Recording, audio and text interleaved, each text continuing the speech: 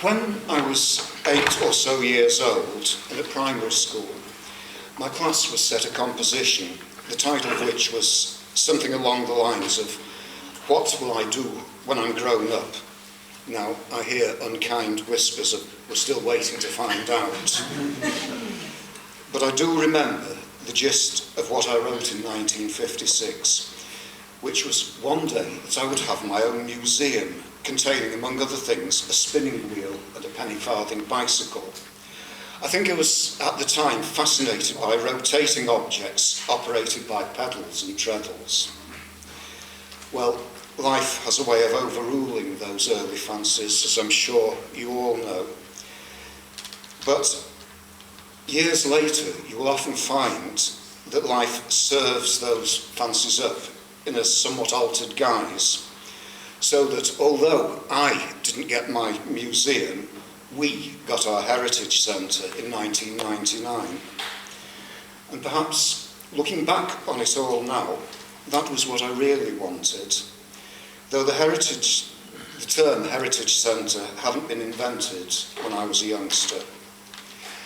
If there is an essential difference between what we call a museum and an heritage centre, I believe it is that the latter is of the people, for the people, and by the people above all. Right from the start, ours required cooperation while allowing for a lot of individual free thinking. It depends on a structure of volunteers, each of whom has their own idea of what they want it to be, and that is how our Heritage Centre has developed over the last decade. It has also depended on capturing the public imagination, and in so doing, becoming recipient to all the objects donated, each with its own story, often with poignant personal associations. For instance, one I recall, the wedding dress of Evelyn Heald, a long-dead neighbour of mine. I'm sure you can all think of your own examples about things that we've been given over the years and what they meant to the people who gave them. And, of course, what they have become to us. It isn't only the three-dimensional objects we've accrued, and which have been conserved and curated by Angela and friends, but the astonishing collection of photographs initiated by Jim and Grace. Beginning with Jim's search for annual class pictures to recreate the history of St Mary's Parish School, then augmented when Grace allowed her late husband Neville's local postcard collection to be copied and made available.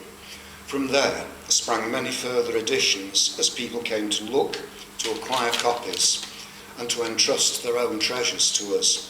Sadly, a few came to steal, in rare occurrences of incomprehensible mean-spiritedness, which by the very baseness of the thing only serves to highlight the generosity of the far greater number.